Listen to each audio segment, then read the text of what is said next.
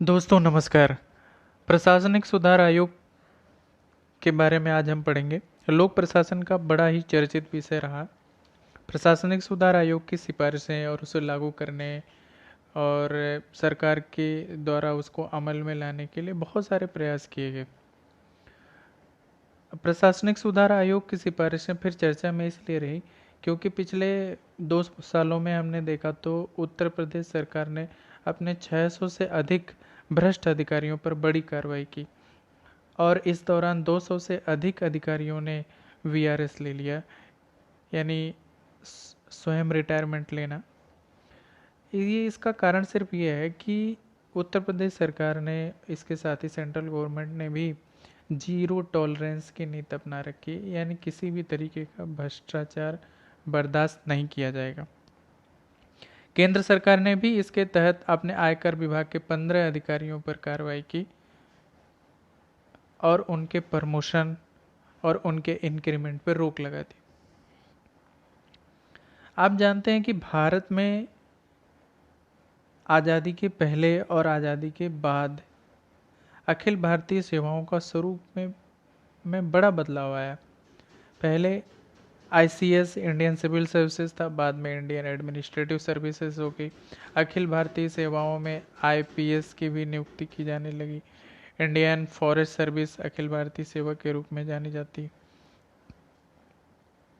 तो जो भारतीय प्रशासनिक ढांचा है वो ब्रिटिश शासन प्रणाली पर ही आधारित है। उसमें सचिवालय, अखिल भारतीय सेवाएं और उसकी भर्ती प्रक्रिया, उसका प्रशिक्षण प्रक्रिया, भारत सरकार में जो बजट प्रणाली है, ऑडिटिंग का कार्य, स्थानीय प्रशासन, जिला प्रशासन, पुलिस, केंद्रीय करों की प्रवृत्ति, राजस्व की जो भी सिस्टम है, वो सारा ब्रिटिश गवर्नमेंट के सिफारिशों पर आधारित है। प्रशासनिक सुधार आयोग का मुख्य लक्ष्य ये रहा, उसका आशय, उसकी ज़रूरत पड़ी क्योंकि स्वतंत्रता के बाद बहुत सारी चीज़ों में बदलाव आना शुरू हो गया। जो अखिल भारतीय सेवाओं का कार्य सिर्फ देश में कानून व्यवस्था की स्थापना करना था, बाद में वो हमारे देश की कल्याणकारी योजनाओं को लागू करना, सामाजिक समरसता को बनाए रखना, प्रशासनिक क्षमताओं में वृद्धि करना, भारत सरकार के द्वारा जो भी लक्ष्य निर्धारित किए गए उन लक्ष्यों की प्राप्ति के लिए। दूसरा, भारत में रेड फेटिविज्म जिसको कहते हैं, लाल फीता सही, उसमें कमी लाने के लिए भारतीय प्रशासनिक सुधार आयोग के गठन की जरूरत पड़ी। दूसरी, जो मैंने अभी बात की कि हमारा जो कानून और व्यवस्था की स्थिति थी ब्रिटिश कालों में अलग थी। आज़ादी के बाद सामाजिक और आर्थिक संरचना में बहुत सारे बदलाव हुए। पंचवर्षीय योजनाएं लागू की गई, कल्याणकारी योजनाएं लागू की गई, सार्वजनिक क्षेत्र में भ्रष्टाचार बढ़ने लगा, प्रशासनिक प्रक्रिया का दोषपूर्ण संचालन हो रहा था। इन सब में सुधार की जरूरत थी, इसीलिए प्रशासनिक सुधार आयोग का गठन किया गया। ऐसा नहीं था कि सुधारों का जो क्रम है वो ब्रिटिश काल में नहीं रहा। ब्रिटिश काल में भी समय समय पे बहुत सारे आयोग बनाए गए। एचिसन आयोग बनाया गया, ली आयोग बनाया गया, एलिस्टिगटन आयोग बनाया गया। इसके अलावा लोक सेवा आयोग के विकास क्रम में वर्ष 1918 में मांगो चेम्सफोर्ड रिपोर्ट लागू की गई। 1947 में प्रसिद्ध उद्योगपति कस्तूर भाई लाल भाई के नेतृत्व में मितव्ययिता समिति का गठन किया गया। 1949 में आयंगर समिति बनाई गई। उसके बाद आज़ादी के बाद हम देखेंगे तो एडी गोरेवाला समिति बनाई गई मार्च 1991 में। इन्होंने लोक प्रशासन पर रिपोर्ट अपनी प्रस्तुत की। उस रिपोर्ट में ये घोषणा की गई कि प्रशासन में सर्वोत्तम महत्व के विषयों को पहली प्राथमिकता दी जानी चाहिए और जिन निश्चित परिणामों की जरूरत है उसे प्राप्त करने में हमें बहुत ज़्यादा धन नहीं खर्च करना चाहिए। कर्मचारियों को ईमानदार, सत्यनिष्ठ एवं निष्पक्ष होना चाहिए।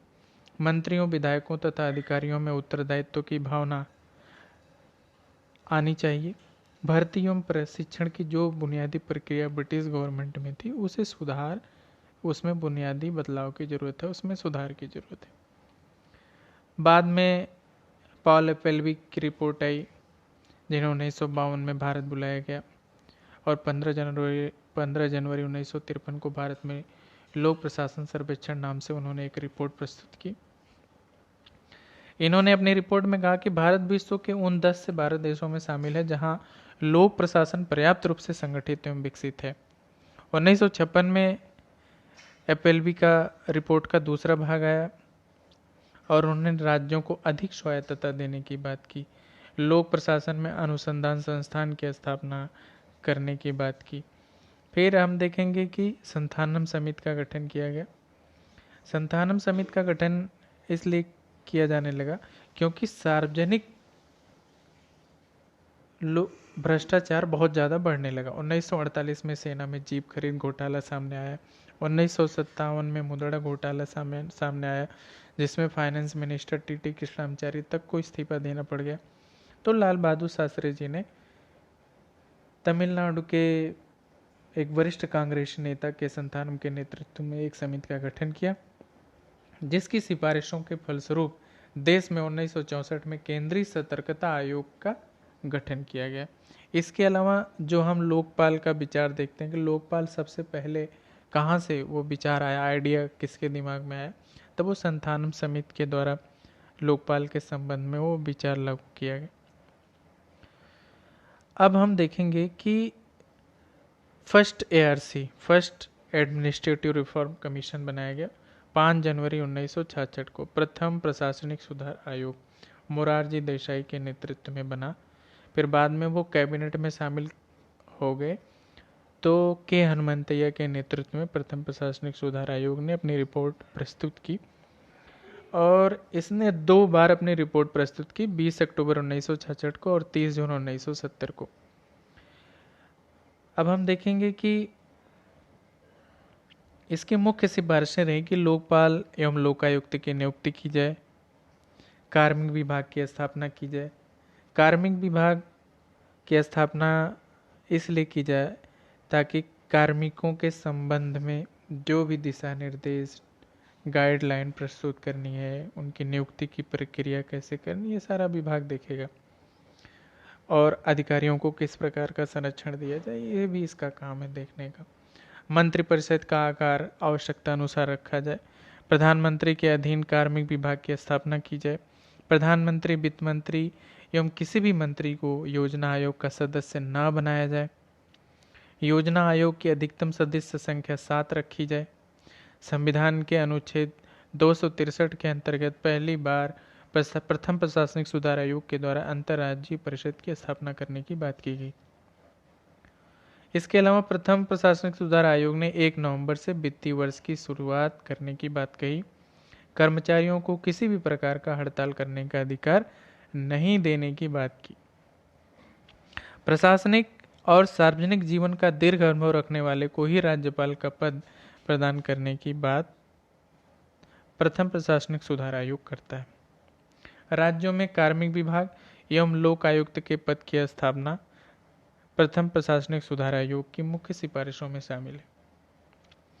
इसके अलावा 31 अगस्त 2005 को सेकेंड ARCI द्वितीय प्रशासनिक सुधार आयोग का गठन किया गया और 2009 में वीरप्पा मोइली जी ने जब अपने पद से इस्तीफा दिया, उस समय तब तक 15 रिपोर्ट्स द्वितीय प्रशासनिक सुधार की आ चुकी थी, जिसमें भारत सरकार का संगठनात्मक ढांचा है, ऑर्गेनाइजेशन स्ट्रक्चर है, उसमें चेंज करने की बात की गई, क्योंकि यह माना गया कि ग्लोबलाइजेशन के टाइम में जब भारत की अर्थव्यवस्था विश्व की अर्थव्यवस्था के साथ जुड़ रही है, तो ऐसे में लोक प्रशासन किस प्रकार का होना चाहिए, वो लोगों के प्रति, समाज के प्रति, अंतर्राष्ट्रीय व्यापार के प्रति किस प्रकार का रवैया रखता है। तो भारत सरकार का जो संगठनात्मक ढांचा है उसमें परिवर्तन किया जाना चाहिए। प्रशासन में नैतिकता की बहुत आवश्यकता है, क्योंकि भ्रष्टाचार पर रोक लगाना अति आवश्यक है, इसलिए नैतिकता की बात की गई। कार्मिक प्रशासन की पुनर्संरचना की बात की गई द्वितीय प्रशासनिक सुधार में। वित्तीय प्रबंधन प्रणालियों का सुदृढ़ीकरण करने की बात की गई। नागरिक केंद्रित प्रशासन की बात की गई, यानी ऐसा प्रशासन जो नागरिकों को ध्यान में रख के बनाया जाए, नागरिकों की सेवा ही सबसे महत्वपूर्ण हो लोक प्रशासन के लिए। ई गवर्नेंस को प्रोत्साहित किया जाने लगा। संकट प्रबंधन या आपदा प्रबंधन की अलग अलग प्रकार की ट्रेनिंग दी जाने लगी। सार्वजनिक व्यवस्था की जाने लगी। स्थानीय स्वशासन और पंचायती राज व्यवस्था को फिर से पुनः संरचना की बात प्रशासनिक सुधार आयोग में की गई कि जो कमियां स्थानीय स्वशासन में और पंचायती राज व्यवस्था में है उन्हें सुधारने की आवश्यकता है।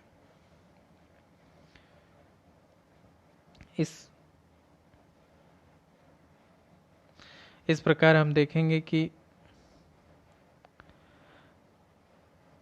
प्रशासनिक सुधार आयोग का गठन सिर्फ इसीलिए किया गया जिससे प्रशासन को नागरिक के प्रति लचीला बनाया जाए, नागरिकों के हितों को ध्यान में रख के बनाया जाए।